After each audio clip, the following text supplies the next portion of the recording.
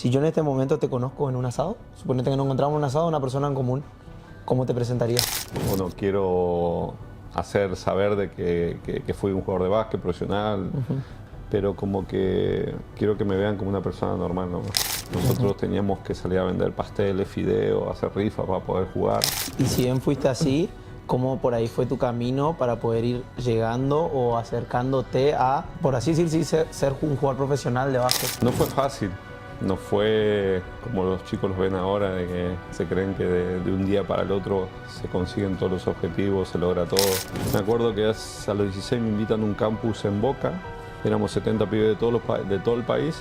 Quedo entre los 5 que iban a quedar, pero después un día recibo el llamado diciéndome que no, que me quede en Colón nomás, que no me veían proyección, que era muy bajito. Bueno, primer episodio del podcast, estamos con Paolo Quinteros. Muchas gracias por estar acá. Creo que para mí, por lo menos, en lo que respecta al deporte, de lo que es corriente, sobre todo, y nacional, no necesita mucha presentación, ¿sí? Pero la primera pregunta que me gustaría hacerte es, si yo en este momento te conozco en un asado, suponete que nos encontramos en un asado, una persona en común, ¿cómo te presentarías? Bueno, un gusto para mí también estar, Ezequiel, acá con vos en el programa. No, como una persona normal. Hola, Paolo, un gusto. Y si te pregunto, ¿qué hiciste? ¿A qué te dedicas? ¿Qué dirías? Pues es que me pasa muchas veces que no quiero decirlo o no quiero hacer saber de que fui un jugador de básquet profesional. Pero nada, digo, si me preguntás qué hice, me jugué al básquet profesionalmente. Okay. Y ahí no extendería tanta la... No porque sea seco, porque no quiera hablar, me gusta hablar, pero como que quiero que me vean como una persona normal, ¿no? Claro, más perfil bajo, por así decir. Sin duda, sin duda. ¿Siempre fuiste así como más tranqui, lejos de las luces? Siempre. Y creo que fue una de las cosas que también me ayudaron a tener la carrera que tuve. Nunca se me subieron los humos, nunca estuve refregando por ahí lo que hice, lo que no hice. Siempre, bueno, eso es lo que me inculcaron también, ¿no? Entonces, como me decía mi agente siempre, despacito y por las piedras. Bien, de Colón, ¿no? De Colón, Entre Ríos, sí. Bien, sí. Ahí perfil bajo, ahí arrancaste y ahí fue escalando. Obvio, aparte también mis comienzos, mi lugar, o sea, mis raíces, también creo que un poco me fueron haciendo así. Yo nací en una ciudad, ahora diríamos, en su momento era más pueblo. Sí. Colón, que debe tener 35, 36 mil habitantes, no más de eso, en un barrio humilde, en un club humilde. Nosotros teníamos que salir a vender pasteles, fideos, hacer rifas para poder jugar, para poder comprarnos zapatillas, o sea, claro. Era todo a sacrificio, sí. Y bueno, y obviamente rodeado de gente como uno, que bueno, que había que pelearla siempre para poder salir adelante. Y obviamente todas esas cosas me marcaron el camino, ¿no? Bien, y si bien fuiste así, ¿cómo por ahí fue tu camino para poder ir llegando o acercándote a, por así decir, sí, ser un jugador profesional de básquet? No fue fácil, no fue como los chicos los ven ahora, de que se creen que de un día para el otro se consiguen todos los objetivos, se logra todo. Tuve una etapa de minibásquet muy linda, donde participé de muchos encuentros, me divertía mucho, a pesar de que ya era de chiquito, fui muy competitivo, no me gustaba perder, pero disfrutaba también. Hacía muchos deportes, jugaba al fútbol, jugaba muy bien al fútbol también. Mi padre jugó al fútbol muchos años, llegó a jugar semiprofesional, por así decirlo. Y bueno, en el club donde yo me inicié, que se llama La Armonía, un poco loco la historia nuestra, porque del mismo barrio y del mismo club y de la misma ciudad salieron 3 jugadores que fueron selección argentina. Íbamos subiendo de categoría a medida que en mi grupo, o sea, mis amigos, íbamos subiendo de edad. Claro. Entonces llegó un punto, en un momento de que cuando tenía 16, 17 años, yo veía que muchos dejaban y el grupo se iba desintegrando. Y ahí dije, bueno, ¿qué hago? O dejo de jugar o busco otras alternativas por otro lado. Me acuerdo que a los 16 me invitan a un campus en Boca. Estaba Julio Lamas como entrenador en ese momento. Éramos 70 pibes de todo el país. Quedo entre los 5 que iban a quedar, pero después un día recibo el llamado diciéndome que no, que me quede en Colón nomás, que no me veían proyección, que era muy bajito, que iban a optar por otro jugador más alto. O sea que ese fue el primer mazazo que recibía de chiquito. No tan chiquito, ¿me dis? 1,80. Ah, bueno, no, ojalá. 1,83, 1,85 calzado, o sea, 1,83. Bueno, en sí, en lo que da igual para el básquet mundial, sí, pero para una persona promedio sos alto. Soy alto, sí, yo me doy cuenta. En el básquet soy enano, pero enano por así decirlo, no petizo. Pero en el común de la gente sí, soy un poco alto, ¿no? Bueno, ese fue el primer mazazo. Después me invitan a jugar con 16 años un torneo de primera en Entre Ríos, en Concepción del Uruguay, donde absolutamente todos los días, yo estudiaba en una industrial, o sea que iba de mañana y de tarde al colegio. Todos los días me tomaba un colectivo con mi amigo, que era como mi hermano.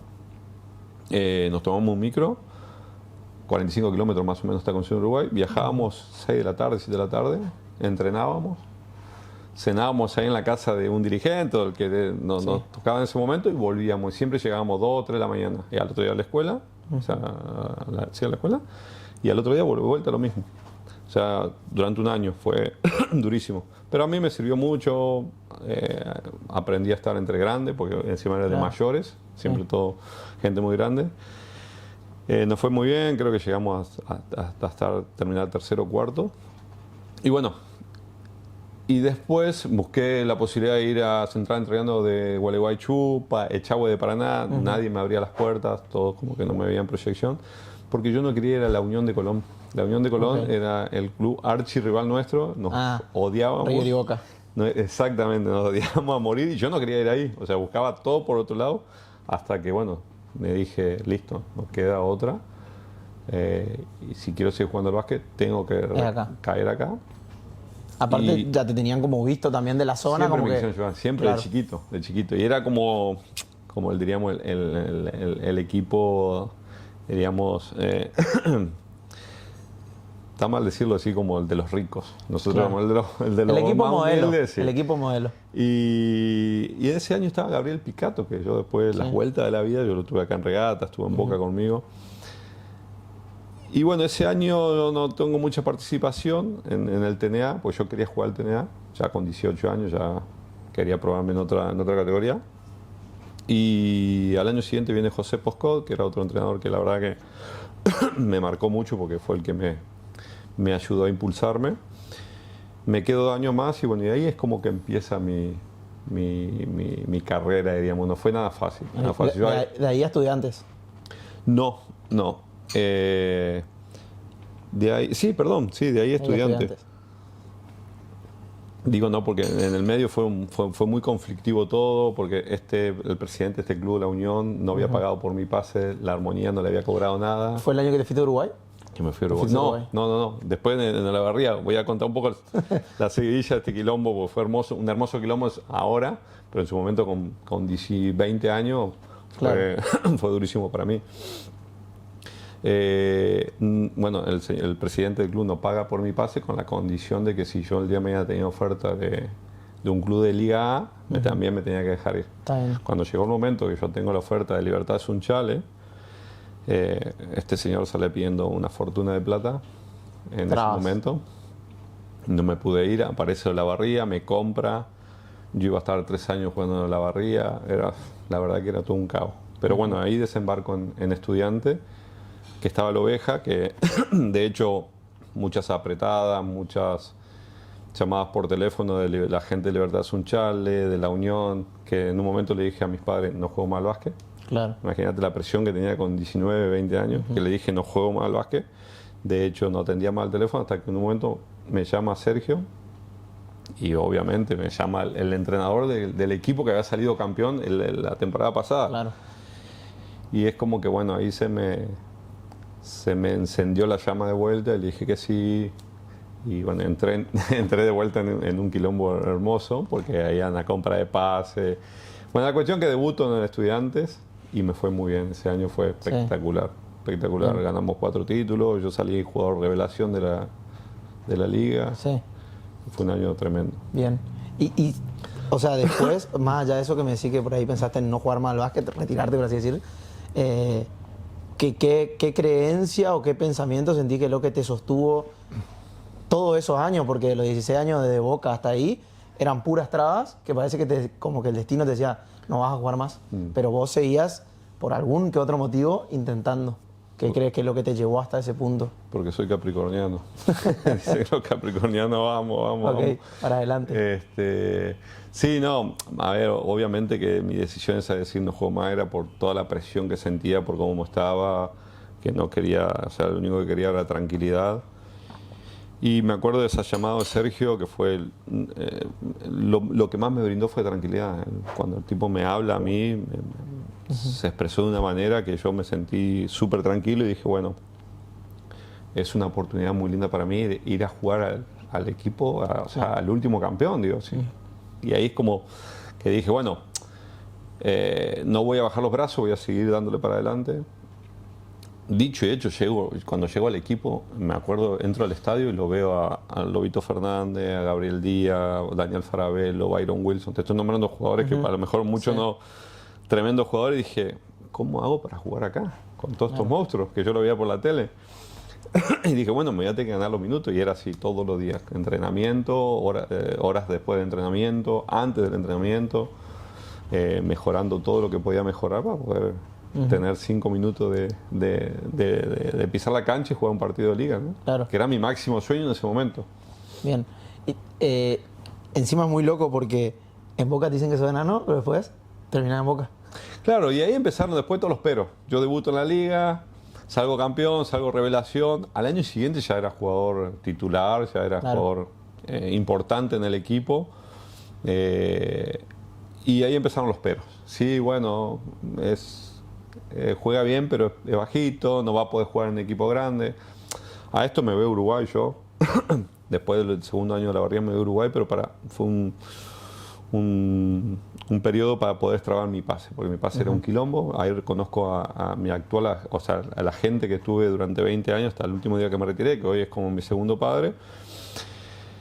Y él le había dado tanta impotencia a todo el manejo que estaban haciendo conmigo y dijo, bueno, yo te voy a ayudar. Y ahí, bueno, él estudió todo, cómo era el reglamento FIBA, que un montón de cosas, y nos vamos al Uruguay, a Truville. Muy loco, porque en Truville no me querían. Querían un pívot, no querían un escolta. Y encima yo tenía que jugar como extranjero. Entonces entrené un par de semanas ahí, yo no quería tampoco molestar, yo lo único que quería era liberar mi pase, o sea, que me den el pase y que yo pueda ser libre y yo pueda decidir ir a jugar donde yo quisiera. Y yo 22 años tenía, o sea, imagínate la energía que tenía, le digo a mi agente, quiero entrenar, quiero hacer algo. Bueno, me puse a entrenar, pero yo pasaba la pelota, yo sabía que tenía un nivel un poquito más superior al de ellos. Un equipo que iba a pelear el descenso, ya ellos mismos te lo decían. Y un día juegan un amistoso con el candidato, Defensor Sporting, que iba a ser el candidato al título. Y me invitan a jugar. Y yo me acuerdo que estábamos en el hotel con mi agente y me dice, ya sabes, no quieren una escolta, quieren un pívot, pero es tu oportunidad. Rompela, hace todo lo que pueda hacer. Y bueno, y ese partido meto 45 puntos. Ganamos, imagínate, ganarle. Y los tipos ahí no, o sea, cambiaron todo el esquema. No querían el pívot, me querían a mí. De rodillas, viéndote que te quedas. De rodillas, te juro, iban todos los dirigentes del hotel. Y me quedo por 7 partidos, porque mi agente también dijo, ya van a pelear el descenso, vamos a ver. De 8 partidos, de los 8 ganamos 7, éramos primero, era un caos total, y bueno, me termino quedando una temporada al final. Y ahí me voy a Boca. Y ahí empiezan todos los peros, y bueno, que no iba a poder jugar en equipo grande, que después no iba a poder jugar en la selección, que no iba a poder jugar en la Olimpiada Mundial, y bueno, todas esas trabas siempre las tuve. Y siempre rompiendo todas esas creencias de la gente. Me encantaba, era algo, pero no para demostrarle al resto, sino para demostrarme a mí mismo de que estaban equivocados, que tenían razón, era bajo, pero que yo podía hacer lo que yo quería. ¿Y el mundo Boca? Tremendo, tremendo. Esos 3 años fueron impresionantes para mí. Un club de Europa, la verdad, un club de Europa de primera. Y la pasé muy bien, crecí muchísimo, y eso obviamente fue el trampolín para poder ir a España, ¿no? Buenos años de Boca también en cuanto a lo que es fútbol. ¿Relación con algún tipo de futbolista, algo por el estilo? Con el único que por ahí charlábamos un poco era con Rodrigo Palacio, porque le gustaba el básquet y iba a ver nuestros entrenamientos, iba a los partidos. Jugó en Boloña también, creo, ahora como profesional, después de Sí, retirarse del fútbol. se volcó al básquet, sí, a jugar al básquet, había leído. Y no, con el resto nos cruzábamos en la playa estacionamiento, donde estacionábamos los autos.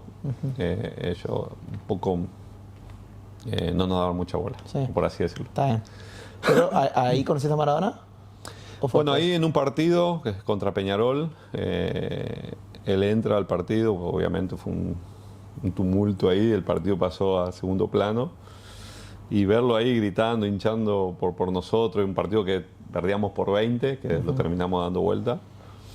Y bueno, él decide entrar al vestuario, pide para entrar al vestuario con nosotros, está con nosotros, me pide la remera. En ese momento yo jugaba con la 23, porque podía jugar con cualquier número.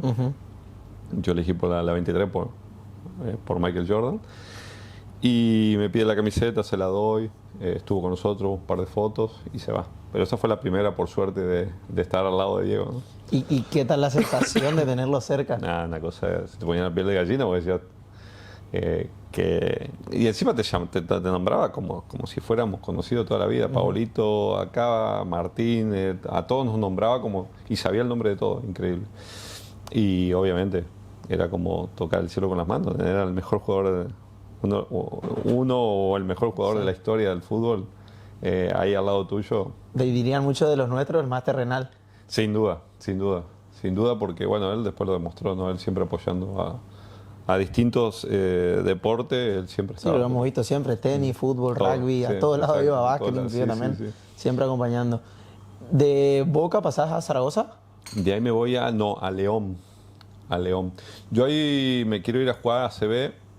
Estaba un poco complicado. Los equipos que me querían no eran equipos fuertes. Y Siempre entonces- buscaste competir. Sí, siempre buscábamos con mi agente tratar de estar en equipos competitivos. Y bueno, cuando se nos cerraron las puertas, mi agente me dice, mira, no nos queda otra que jugar en equipo de LEP para ascender a ACB. Le dije, no hay ningún problema. Yo voy y nos vamos a tratar de ganar ese lugar en ACB desde abajo, vamos a empezar de vuelta, no tengo ningún problema. Llegamos a León, miramos un poco la historia del club, siempre estaba peleando arriba, le faltaba como 5 para el peso, no llegaba. Y me fue difícil, la verdad que los primeros 6 meses fueron durísimos, durísimo porque yo no podía desplegar todo mi potencial. Es como que me tenían ahí retenido. Son un poco así los españoles. Hasta que en un momento hablé con el capitán, le digo, escuchá, si esto no cambia, yo en diciembre para la fiesta me voy para Argentina y no vuelvo más, porque la estoy pasando mal. Yo sé que le puedo dar muchísimo más al equipo y no puedo. Y eso me está frustrando y cada vez me está haciendo sentir mal. Y antes de venir para acá jugamos la Copa, clasificamos la Copa Príncipe, que es donde están creo los 8 mejores equipos. Y ahí es como un clic, porque el entrenador es como que a mí me suelta, me libera. Y tal es así que yo salgo mejor jugador, goleador y ganamos la Copa Príncipe. Y ahí el equipo hizo, no estoy diciendo ni para, pero el equipo creció un montón, porque yo también ayudé mucho al equipo. Y logramos el ascenso. Logramos el ascenso a la CB y le ganamos, o casualidad, al CAI Zaragoza. Le dejamos fuera, que era el equipo que yo voy después. Pero yo voy a Zaragoza porque también entramos en un conflicto con los directivos ahí. Allá hay el famoso derecho tanteo que se llama, que ponen a los jugadores como una oferta y una demanda. O sea, yo pongo esta botella y vamos a pujar todo por la botella. Si nadie se la lleva, me la quedo yo y por el precio que yo puse esa botella. O sea, sí, es más tiene como, sus pros y sus contras. puede ser parecido a como cuando los jugadores NBA tienen player option. Si aparece uno y paga más, lo tenés que igualar. Exacto. Pero ¿qué pasa? Cuando los dirigentes se ponen en contacto entre todos, yo te digo a vos, escuchá, no entre por la botella porque en un futuro, si vos vas a poner a la otra botella en el derecho de tanteo, yo voy a entrar. Entonces como que se ponen de acuerdo. ¿Y qué pasó? Yo tenía muchas ofertas y de repente cuando entro al derecho de tanteo, desaparecieron todas. Y eso era una muestra clara también de que se habían hablado por fuera y habían dicho. Y bueno, cierra el derecho de tanteo, yo me tengo que quedar a jugar en León y por 2 pesos con 50. Entonces le dijimos, no. Pero ¿cuál es la traba que tenés? Que si no jugaba en León no podía jugar en ningún equipo de ACB, me tenía que ir a otra liga afuera o jugar LEP nuevamente. Y ahí es cuando me contrata el CAI Zaragoza. Y ahí le digo a mi gente, no te preocupes, el año que viene vamos a subir. vamos a subir y vamos a jugar. No sé. Y dicho y hecho también, subimos. A mí me fue muy bien, yo salí goleador de la competencia, todo. Y subimos a CB. Y ahí yo me quedo 4 años en Zaragoza. Resiliencia. Sí, yo en eso, para eso soy también muy cabecero. Cabeza dura. Cabeza dura, sí, total. Y, o sea, te quedaste 4 o 5 años en realidad casi en total en España. En España 5 años, sí. Y, o sea, ¿qué pasó que volviste? ¿Te cansaste? ¿No había más oferta? ¿Cuál fue la realidad? No, lo que pasó fue que, bueno, yo ya tenía 32 años. España económicamente había entrado en un receso, el país. Estaban mal económicamente. Los clubes son muy serios. Si tienen 10 pesos para gastar, te gastan 9 o 8, no te van a gastar los 10. Y obviamente a mí me habían bajado, me ofrecían el 50% menos de mi contrato. Yo ya tenía en la cabeza ahí, revoloteaba mi cabeza que hasta los 35 o 36 años ese era el tope máximo que iba a poder jugar, porque a esa edad se retiraban todos. Y dije, bueno, últimos 3 años de mi carrera de partido los quiero terminar en mi país. También, obviamente, como es un trabajo y nosotros... el dinero es muy importante. Acá me pagaban más que allá, cosa de loco. Sí, increíble. Increíble. Y bueno, se dieron un montón de cosas, ¿no? Y obviamente yo quería volver a Boca porque era el lugar donde había salido. Claro. Y bueno, Boca ya tenía el plantel armado. Me costó mucho tomar la decisión. Me costó mucho de dejar el básquet de España y venir acá. Por eso tardé un poco y cuando tomé la decisión ya el equipo ya estaba cerrado de Boca y ahí es cuando aparece Regata. Caíste en este bendito lugar. No, vos sabés que cuando mi agente me dice tal lo de Regata, digo, me gusta mucho Corrientes. Yo ya había venido con Boca a hacer pretemporada y obviamente a jugar y era el lugar donde más me gustaba venir. Me encantaba Corrientes. Se asimilaba un poco a Colón, obviamente en otras dimensiones, porque en Colón también tenemos río, está en la costanera, igual que acá. Bueno, un poco también tenía Justamente tenía una pregunta de eso que era, o sea, sos de Colón, de Entre Ríos, ¿qué es lo que te motivó a quedarte en Corrientes después de retirarte? ¿Por qué no volver a tus raíces, por así decir? Ahí nos adelantamos mucho ya. Sí, bueno, después volvemos, tranqui, bro. Siempre fue la idea, además yo tenía todo armado y preparado y a mis padres les decía que yo me iba a vivir en Colón. Yo me fui a los 20 años, así que imagínate, a mis padres solo y a mis hermanos lo veía en el receso. Y siempre con la nostalgia de volver. Además, yo terminaba la temporada, me acuerdo, y disparaba para mi casa. No me iba de vacaciones. Estuve 9 años seguidos sin irme de vacaciones. Un poco porque justo fueron los años que yo tuve en selección y tenía la opción, o me iba de vacaciones o me iba a mis padres. Yo me iba a mis padres. Total, yo decía, ya va a haber tiempo para vacaciones, o sea, ahí va a haber mucho tiempo. Y el último año, antes de tomar la decisión de retirarme, ya ahí como que empiezo a ver las cosas de otra manera. Digo, bueno, en Colón, yo cada vez que voy a Colón soy sapo de otro pozo porque estoy a contramano de todos. Obviamente todos mis amigos, gente que conocía, con familia, yo en ese momento no tenía familia todavía, con familia, con trabajo, y yo cada vez que iba estaba al pedo, diríamos, por así decirlo, porque era mi descanso y me aburría, porque no sabía qué hacer.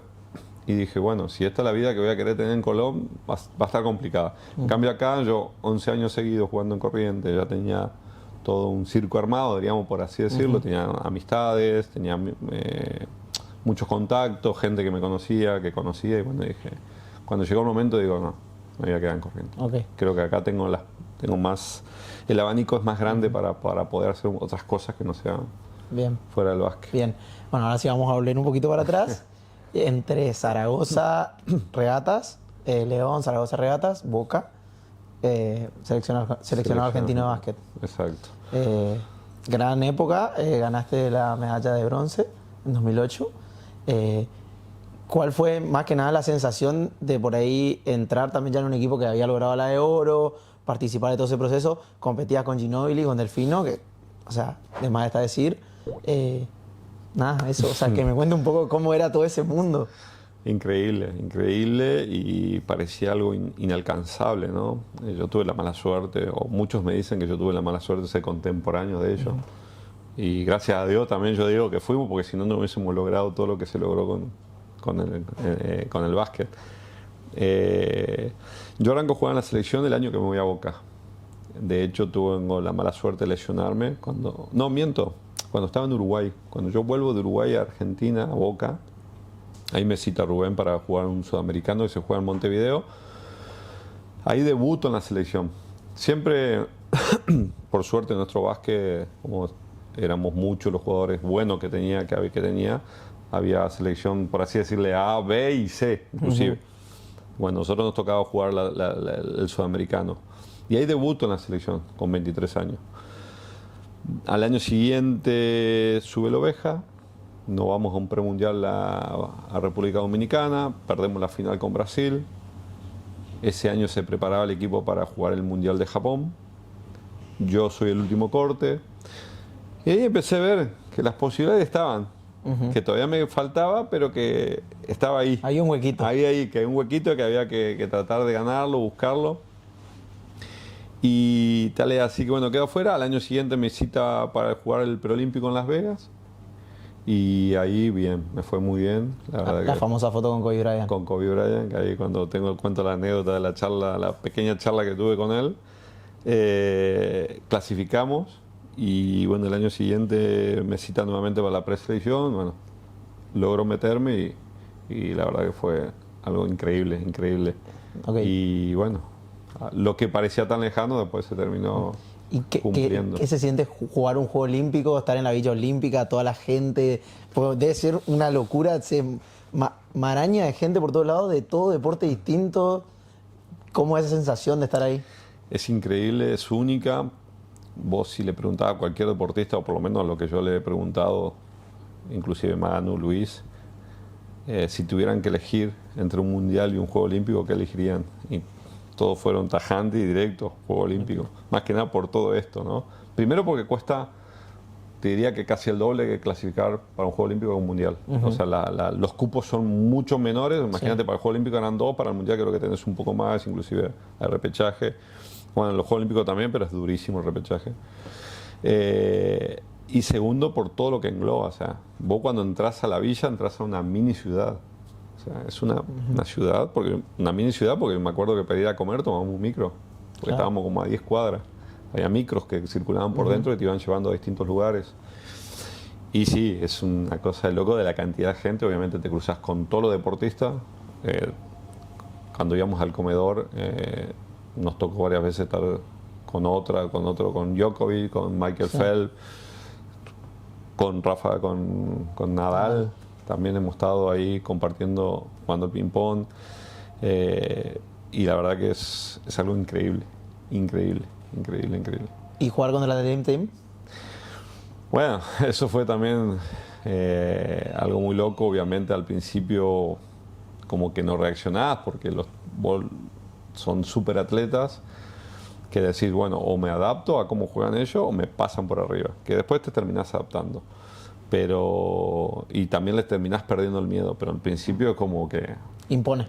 Obviamente, sin duda. Impone. Para uno que no, obviamente para Manu, para Luis, para todo eso que lo tonían todos los días. Me imagino que en su momento le habrá pasado algo similar o menor, pero sí. Después ya es como que te acostumbré a decir, bueno, sí, ya sé, vos sos Kobe Bryant, vos sos LeBron, está bien. Yo estoy acá porque quiero ganar, claro. al igual que vos. Bueno, entonces me merezco mi lugar, me lo gané. Exacto. Necesito competir. Vamos a competir. Bien, y después al 2012 ya no vas. Hay cambio de entrenador, Hay cambio de entrenador, ahí hubo una polémica grande. Yo me entero antes ya de que te iban a cortar. De que me iban a cortar, por X motivo, por tal motivo que se termina dando todo.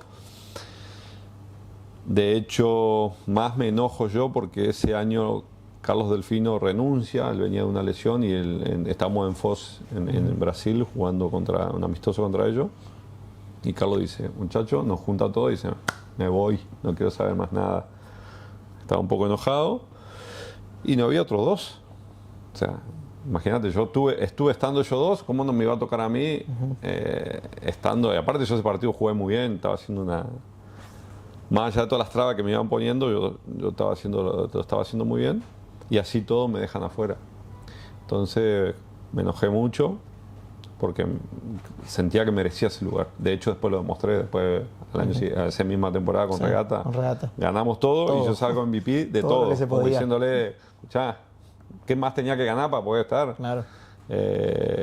Y bueno, fue una mala decisión que yo tomo al año siguiente porque me vuelven a citar y yo decido no participar, y ahí es cuando una de las pocas cosas que me arrepiento de las decisiones que he tomado en mi vida, de hasta el día de hoy arrepentirme, porque puse a la selección en el medio de un conflicto entre el entrenador y jugador que no tenía nada que ver. Sí, O sea, la selección no tenía nada que ver. claro. Era con esa persona y bueno. Exactamente. Después hemos tenido con Julio Lama 80.000 cafés donde él me da su explicación, me pide disculpas. Yo le sigo diciendo que está todo bien, pero que yo no le creo. Sí. Y ya está. Son cosas que pasaron En tu derecho. y no hay marcha atrás. Bien. Y también a mí me surge un poco la duda. Entre todos esos años que estuviste seleccionado, Boca, España, ¿nunca hubo ni un mínimo de chance de ir a la NBA? ¿Era un sueño que tenías, que no tenías? No. Si hay algo que a mí me ayudó a poder lograr los objetivos en toda mi carrera, fue que yo me ponía objetivos a corto plazo y realistas. Los que yo creía que podía alcanzar, esos eran mis objetivos.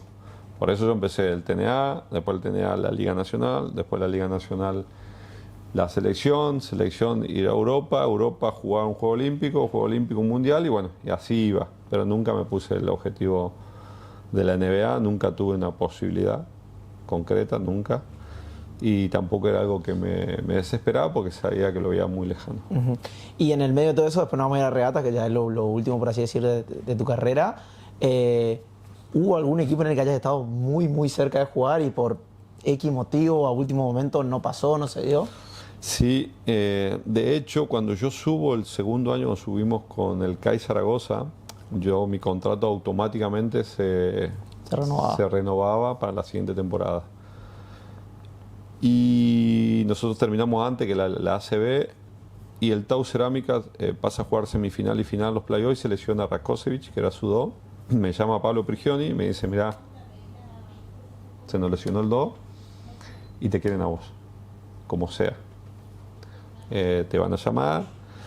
Yo hablo con mi agente, hablo con los dirigentes de Zaragoza, porque mi pase pertenecía, y la verdad que muy bien se portaron, me dijeron, haz lo que quieras, nosotros no te vamos a impedir. Me llaman, me dice, bueno, te queremos, pero si todo va bien te vamos a quedar el año siguiente. Yo decía, ¿viste? Me metieron entre la espada y la pared, yo no puedo, y ahí decidimos con mi agente de que no era lo correcto, porque nosotros teníamos que diríamos un contrato por cumplir, y bueno, le termino diciendo que no. Ese año sale campeón, el Tau sale campeón. Ok, pero siempre fuiste de palabra, eso siempre también lo escuché mucho, que dijiste, para mí mi palabra es lo más valioso, y también que tu agente te ayudó mucho en ese sentido a lo largo de toda tu carrera. Sí, mi agente es una persona que muy recta, no le ibas a desviar, no, nunca, jamás, y él obviamente me inculcó todo eso también. De hecho, me acuerdo que los de Zaragoza estaban desesperados porque yo estaba en la selección y me querían mandar el contrato, y mi gente decía, no, déjalo tranquilo, él ya va a ir a España y te va a ir a firmar. Y no creían, y cuando me ven allá en España dicen, la verdad, no creíamos que iba a venir, somos de palabra. Bueno, después te voy a contar otra anécdota que me pasó con regatas, Regata y Boca. A eso iba a ir, pasó algo parecido acá. Pasó algo parecido. Y bueno, y al año siguiente, que yo jugué ACB, descendemos. Me fue muy bien personalmente, porque yo estuve tercer máximo anotador de la liga, estuve ahí nomás de salir máximo anotador de la ACB, que la ACB en su momento era, después de la NBA, la mejor, y creo que sigue siendo la mejor liga del mundo. Pero claro, colectivamente nos fue mal y descendimos. Y ahí me llama el Tau. De vuelta me llaman, en ese momento se llamaba Tau Cerámica, ahora el Baskonia. Y prácticamente teníamos todo arreglado, 2 temporadas. Todo arreglado. De hecho, yo me acuerdo que me iba a pescar con mis padres, siempre ese era mi cable a tierra. Detengo el auto en la ruta, pues me llama el presidente para felicitarme, para todo. Cuando me voy recontento, cuando vuelvo, me dice mi agente, se cayó. No estamos más, creo que vamos a continuar en el CAI. Bueno. Pero también ahí yo después me entero por otro lado que hubo otra mano de otra gente de acá, y bueno, que hizo todo lo imposible para que se rompiera todo eso. Sí. Regatas Club de Corrientes, 10 años. 10 años. La verdad que vine por un año porque le dije, bueno, vamos a probar una temporada y de última al año siguiente volvemos a Boca.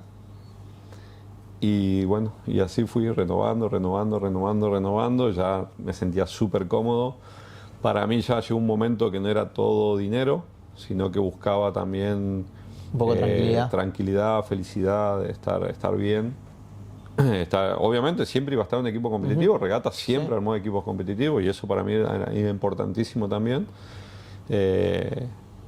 Así que bueno, por ese motivo me quedo 11 temporadas seguidas.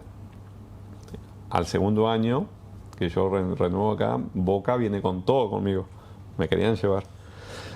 Y bueno, yo tenía ahí la disyuntiva, me quedo, me voy, estábamos en charlas con los dirigentes de Boca, algo que yo también siempre apoyé y respeté mucho a mi agente. Él nunca, cuando hablaba con los demás dirigentes, nunca hablaba de plata, porque él no era esa persona de jugar. Vos me ofreces 2 y yo le decía al otro, bueno, vos si me das 3 te llevo, y cuando me decía 3 yo te decía dame 4, nunca hizo eso. Entonces sí hablábamos, sí le decía, mirá, te agradecemos que nos dé la posibilidad de trabajo, lo vamos a pensar. Cuando llegue el momento, si nos decidimos quedar en Boca o en tal lado, te vamos a decir, y ahí nos sentamos a hablar de dinero. Entonces, cuando me decido por Regata, me acuerdo estábamos en el auto de él, y me dice mi agente, bueno, tenemos que llamar a Alfredo se llamaba Alfredo Barragán, y bueno, agradecerle y decirle que nos vamos a quedar en Regatas. Bueno, cuando le llamamos todo eso, me pongo a hablar, agradecerle, y ahí el tipo se dio cuenta, y me dice, pero pará, no termines, me dice, déjame hablar a mí. Y me dice, hablé con Angelici y me dio la autorización de que tenés un cheque en blanco. O sea, hacé lo que quieras. Hacé lo que quieras, poner la cifra que quieras, las temporadas que quieras, hacé lo que quieras, le decía. Juegan con tu principio un poco también. Y me dice, mi agente me mira y me dice, ¿y ahora? Y le digo, como siempre, digo, mi agente, le dije, Alfredo, te agradezco enormemente lo que me estás ofreciendo, que no es, o sea, que ustedes me ofrezcan esto, pero yo ya le di la palabra Regata, no puedo faltar a mí. Habrán pensado que soy un extraterrestre. El tipo me quedó, o sea, hubo 10-15 segundos de silencio, no decía nada, hasta que dice el tipo, hermano, nos invitó a comer todo, porque dice, ustedes son otra clase de personas, me gustaría conocerlos, no, esto no pasa todos los días.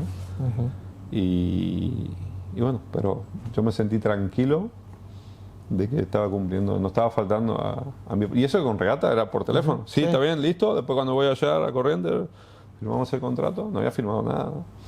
Y después como que eso molesta porque después todas esas cosas no son recíprocas. Sí. Después de todos estos años, ¿sentí que valió la pena? Sí, de eso no me arrepiento. No, yo te digo, fueron muy poquitas las cosas que me he arrepentido.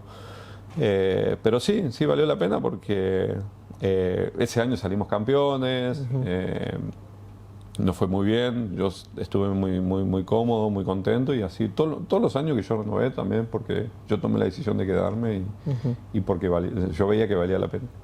Ok, y ya viniendo un poco más al retiro, estos últimos ya 3 años casi que dejaste el básquet, ¿cómo llevas tu vida? ¿Qué haces? Bueno, sabemos que juega al pádel, al golf. ¿Cómo venir con esa competitividad también que tanto te gusta? Bueno, ahí dijiste la palabra, es lo único que no puedo dejar, la competencia. El básquet, desde que tomé la decisión de retirarme, lo que más me costaba decir la palabra se terminó. Ese era lo más duro. Yo no extrañaba en la cancha, no extrañaba la pelota, sí extrañaba, o sea, sí me costaba muchísimo asimilar de que iba a salir de esa rutina que estuve durante 23, 24 años como profesional, que todos los días de la misma manera. Salirme de eso era como durísimo. Lo bueno que justamente ese año nos enteramos que vamos a ser padres. Yo decía, bueno, lo que se me viene por delante, que me tenía un poco intrigado y eso ayudó un poco. Pero bueno, la verdad que no me costó tanto como yo creía, como uno a veces se imagina. Tal es así que hoy no, para lo único que piso la cancha de básquet y agarro una pelota de básquet es para los Juegos de las Estrellas. O sea que tardo un año en agarrar una pelota. Y bueno, sí, encontré como un cable a tierra en el pádel, en el golf, que fue un deporte que... Bueno, el pádel ahora que se puso muy de moda, pero el golf siempre me gustó, siempre me encantó. Nunca lo pude practicar por completo porque nunca tenía el tiempo. Y bueno, esos son los deportes que hago. Y compito en esos deportes, me encanta competir, no puedo decir que no, y no puedo ver, no mejorar, tomo clases, en el pádel me pasó lo mismo, tomamos clases con mi compañero. Bueno, No te gusta perder ni a la balita. No te gusta perder ni a la balita. Nada, ni al truco. Si vamos a jugar al truco, vamos a jugar por algo, porque si no, como que no me motiva. Y obviamente, bueno, la vida de padre me cambió totalmente todo, ¿no? Tengo una nena de 2 años y 7 meses, y la verdad que difícil, porque es un proceso, pero que lo estoy llevando muy bien y lo estoy disfrutando. Escuché también por ahí que como que estabas contento que querías una nena también. También, cuando nos enteramos, lo primero que dije, ojalá y sea... Y muchos me decían, ¿no querés un varón para que dé el legado? No me interesa eso, quiero tener una nena, no sé, me salió... Era algo que sentía y que quería que ojalá y fuera así. Bueno, salió un terremoto, pero bueno. Y bueno, pero nada. Ok, y yendo también, esto va a ser un poquito más personal, pero ¿planeado querés otro hijo o hasta acá llegamos? Creo que acá trancamos, acá tiramos la ancla. Pero bueno, eso es algo que no es una decisión mía, sino que siempre es una decisión de dos. Así que no lo hemos charlado, no lo hemos hablado. Yo creo que bueno, cuando llegue el momento se plantearán las cosas de un lado y del otro. De hecho, yo no pensaba tener hijos. Claro. Toda mi vida, hasta que me retiré, mi idea era no tener hijos. Claro. Y de repente sale. Porque tampoco es que lo buscamos. Y bueno, por eso dejo ahí la puertita abierta. ¿Qué puede llegar a pasar? ¿Y no te arrepentís, por ejemplo, o sea, hoy teniendo tu hija, ya viendo todo el proceso, que veo que te gusta también compartir, de haberlo hecho antes? ¿O decís, bueno, se dio así y lo disfruté así? No me arrepiento. Sí, siempre le digo, nadie te cuenta, todos te dicen que es maravilloso tener un hijo, lo puedo decir, porque lo estoy viviendo, pero nadie te cuenta el lado B, que yo siempre digo. Claro. Hace 2 años y 7 meses que no duermo, prácticamente, duermo muy poco. Tengo la suerte de depender de mis horas, de mi tiempo, que eso me ayuda. Yo le digo a mi señora, ella sí trabaja, y digo, si yo tuviera que trabajar, yo me estaría pelado, estresado totalmente. Porque no es fácil, o sea, es difícil. Y uno que está acostumbrado a otras cosas, yo me movía para todos lados solo, uno siempre anduvo solo por todos lados. Y enfrentarte a ciertas cosas que vos no estás preparado. Obviamente, ningún padre está preparado cuando nace su primer hijo, nadie. Pero bueno, son cosas que son difíciles de llevar. A veces mi hija me despertó el lado sentimental que yo creía que no tenía. Yo la veo llorar a ella y se da cuenta que se me viene el mundo abajo, ¿no? Cosas que yo no... a veces por tonterías, ¿no? La paso mal, muy mal. Y bueno, esas cosas no estaban... Creíste que no iban a suceder y terminaron pasando. Pero bueno, son cosas que salen, no me arrepiento. Estoy súper feliz de tener una hija. De todas estas cosas que estoy viviendo, que son difíciles, pero también me hacen sentir bien. Así que, como dijimos, es un proceso. Es un proceso, tal cual. Ahora te voy a llevar un plano más a lo que nuevamente es el básquet. Y vamos a ir con algo un poquito más punzante. Primero, te escuché decir que no te gusta el básquet actual. ¿A qué se debe? O sea, ¿qué es lo que no te gusta de lo que ves hoy en día? Bueno, lo estuvimos charlando hace un ratito. Hoy todo se basa en la inmediatez, en el mínimo esfuerzo. Yo ya lo viví los últimos 2 años de mi carrera, ya lo venía viendo, con los jóvenes sobre todo. La ley del mínimo esfuerzo, se creían mis compañeros de que si no se quedaban a tirar al aro, si no tiraban 200, 300 tiros todos los días, en el partido después iban a tirar para arriba y iban a entrar la pelota. Cosa que no pasaba claramente. No, uno juega y es así, va a ser así como entrena. Es así, si vos entrenás como yo digo, despelotado, vas a jugar despelotado. Así es, si vos entrenás al 50%, después en la cancha vas a jugar al 50%. No hay otra forma. Y obviamente vengo de la vieja escuela Y la verdad que a veces miro, hago zapping, me pongo a mirar un ratito y es como que me duele la cabeza y digo, no, basta el cambio. Hasta acá llegué el cambio, porque de hecho voy a contar, creo que lo dije, ¿no? Un partido que miré por la tele, que me preparé, me senté, hice una picadita y me puse tan mal y renegaba y mi señora me dice, pero le digo que te juro que me están dando ganas de ponerme una camiseta y volver a la cancha, porque no me gusta este básquet, o sea, es un básquet que no es vistoso, que no juegan pensantes, no juegan inteligente, no hay estrategia, no hay nada, nada. Y uno con un poquito de cabeza nomás juega tranquilamente. Entonces le decía, hay algo que me está pasando que no quiero que me pase, es tener ganas de volver a jugar al básquet, digo. Ya estoy, hace 2 años que estoy retirado, pero bueno, viendo esto, viéndolo como está, me pongo a entrenar 2 meses llevándolo más en plano a lo que pero es bueno, es una llevándolo más un poco al plano a lo que es la táctica y demás. O sea, por ejemplo, ¿te desespera que todo tiene que ser triple? Me envuelve loco. Hoy en día tiran los 5 Y eso que yo fui triplero. Sí. Yo antes tiraba 5 triples y capaz que metía 2 o 1 y después me daba vergüenza seguir tirando el aro. Me ha pasado muchas veces de errar 5 o 6 triples seguidos y es como que después decía, hoy te tiran 10 triples como que sin nada. Bueno, de hecho, en ese partido,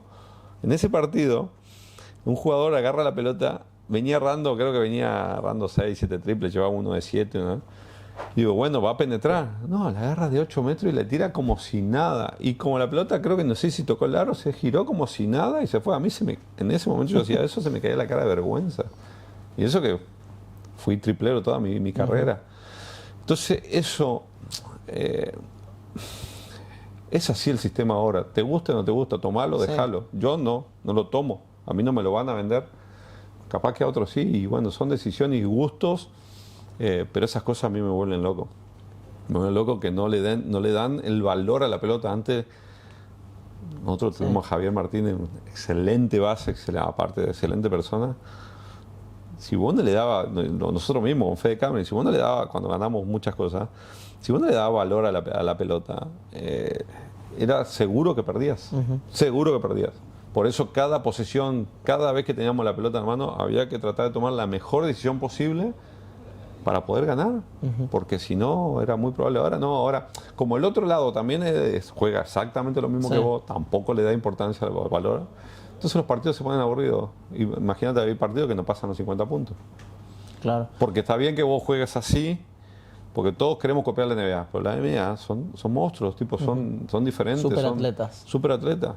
Nosotros te meten 10 de 11, 10 de 12 en triple. Acá no podemos meter. Entonces, bueno, tenemos que decir, che, bueno, no somos lo mismo. Claro, podemos otra cosa, a ver si podemos. Y ahí también escuché que dijiste, ya como hablamos hoy también, políticamente incorrecto, que en el TNA hoy en día juega cualquiera. ¿Al TNA? Que ahora es la Liga Federal. Sí, no sé cómo se llama ahora. No le han cambiado. Sí. Antes en el TNA, que yo me acuerdo que jugué, tenías que ser bueno para jugar. Y además, el que bajaba de la Liga A al TNA la pasaba mal, le costaba muchísimo. Pero el nivel era muy bueno, muy bueno. Era un poco más friccionado, sí, no voy a mentir. Más áspero. Más áspero, pero era un nivel altísimo, altísimo. Y llegar a la liga era dificilísimo. Ahora hay gente que ni pasa por el federal y jugadores que no diga que no se lo merezcan o no, eso no entro en ese... Es como más fácil eso. Exactamente, todo mucho más fácil. Entonces, también si vos ves que todo es más fácil, obviamente vas a implementar la ley del mínimo esfuerzo. ¿Y qué sentí que pasó a lo largo de los años para que justamente termine pasando eso? Tendencias, modas. Se empezó a ver más el básquetbol NBA, se empezó a fijar más en eso. Los entrenadores también, yo siempre digo que tienen algo de culpabilidad porque es lo que permitieron. De hecho, yo crecí mucho al lado de Byron Wilson, un excelente jugador que lo tuve en Estudiantes de la Barriga, después compartí con él en Boca. Y yo me acuerdo que muchas veces tomaba un tiro teniéndolo a él al lado y venía la oveja o venía mis compañeros y decían, escuchá, estaba Byron Wilson al lado tuyo y no se la diste, tiraste vos. Bueno, eso lo trasladamos para ahora y daba igual que la tire el que menos porcentaje tenía, daba igual. Es como que los entrenadores decían, no, vos tenés que tirar porque vos tenés que ganar confianza. Y a la confianza ganátelo en el entrenamiento. Claro. Andá y tirame 500 tiros por día y después demostrame que podés meter 4 de 5. Claro. Si tirás 3 en el partido, metés los 3. O sea, ¿entendés? demostrarlo en el Pero campo. bueno, los entrenadores decían no. De hecho, yo tuve una discusión muy grande acá con un entrenador porque yo le había recriminado a un compañero de que teníamos que jugar más en equipo. Y bueno, y ahí empezó una discusión grande porque él, es como que a mí me sacó, o sea, me quitó importancia y le dio más valoración a lo que había hecho el otro jugador. Y bueno, y así es como que los entrenadores se pusieron a ser cómplices también de esta forma de jugar. Vuelvo a repetir, es muy personal. Sí. Y no estoy para nada de acuerdo. Para nada de acuerdo y creo que deportivamente en la selección muy bien no nos está yendo últimamente tampoco. Eso también te iba a preguntar en cuanto a lo que es el básquet argentino. ¿Crees que todo lo que está pasando, justamente esto que me decía el TNA o por ahí de la liga, le ha bajado el nivel porque el seleccionado no fue al último mundial? Creo que tampoco habrá los Juegos Olímpicos. O sea que es algo... Argentina en general normalmente juega e inclusive compite. No es que solo va a jugar los Juegos Olímpicos. A ver, es verdad que también que se vuelva a repetir una camada como la generación dorada va a ser muy difícil, ojalá y me equivoque y en poco tiempo aparezca otra camada igual, pero lo veo muy difícil y obviamente los resultados están a la vista, ¿no? Hay pocos jugadores que están emigrando a Europa, la competencia doméstica obviamente ha decaído muchísimo. Y bueno, si vos no creces, si vos no empezás a crecer de adentro, es muy difícil. Y las consecuencias están. Yo me acuerdo antes, todos los países de Sudamérica, no por menospreciarlos, sino que al contrario, han evolucionado y han crecido un montón. Chile, Uruguay, un montón de países, Colombia, antes iban a ver tratar de perder por menos de 30 con nosotros. Ahora nos hacen partido, se nos animan y hasta inclusive nos ganan. Entonces vos decís, algo está pasando. Algo hicieron ellos y algo hicimos nosotros para llegar a esta situación. Después el que lo quiere ver de otro lado y que tiene otra explicación, bienvenido a escucharlo, pero yo pienso de que algo está pasando. Bien. ¿Qué consejo le darías al Pablo de 20 años si pudiera volver el tiempo atrás? Si le toca vivir en esta nueva vida. Si hoy pudiera volver 20 años atrás, ser un X y darle un consejo. No, que luche por sus objetivos, que con esfuerzo, con voluntad, con disciplina, con trabajo se pueden lograr. Lo que uno se propone se lo puede lograr. Que obviamente el camino no va a ser con flores, sino que va a ser espinoso, pero que si persiste y no baja los brazos, lo va a lograr. Y que bueno, que sea humilde, que aprecie los valores, que respete, como siempre digo, el valor de la palabra. Y bueno, y que esté siempre rodeado de gente que lo quiere, que eso también es importantísimo. Por último, ya para cerrar, me gustaría saber si hay algo que no te pregunté que te gustaría que te haya preguntado. No, creo que ha sido una hermosa nota, que hemos tratado de hablar de todo. Hay algo que por ahí pasamos de largo también, es del esfuerzo, ¿no? Yo cuando tenía 32 años, que te decía que iba a jugar hasta los 36, después prolongué mi carrera 7, 8 años más.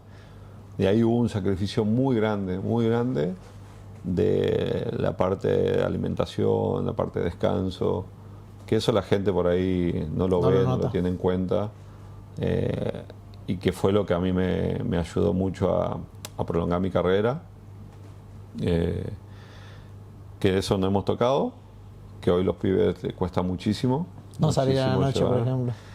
Sí, pero más allá de eso, yo lo he hecho hasta que me di cuenta de No sumaba. que para nada. Obviamente todos tenemos nuestro momento de distracción que necesitamos, pero hay que saber dónde están los límites. Pero yo siempre digo, si vos, yo lo hice a los 32 años, lo hicimos mucho, Manu empezó, Luis empezó, todos empezamos más o menos ese mismo año con la selección.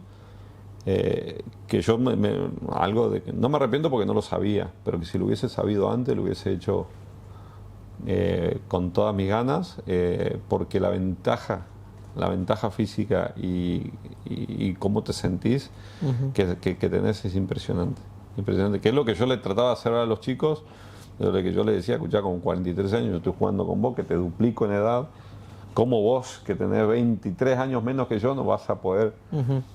Como no corre más que yo, no me da entrada. Entonces, bueno, eso no tocamos, no es algo que me hubiese gustado que no me preguntes, pero bueno, creo que fue una nota muy completa, Bueno. muy completa, y hemos hablado de todo, hemos recorrido caminos espinosos también. Sí. Bueno, Pablo, Sí, así muchas que gracias por bueno. la nota. No, por favor. Nada, de corazón, muchas gracias. Gracias a vos por la invitación.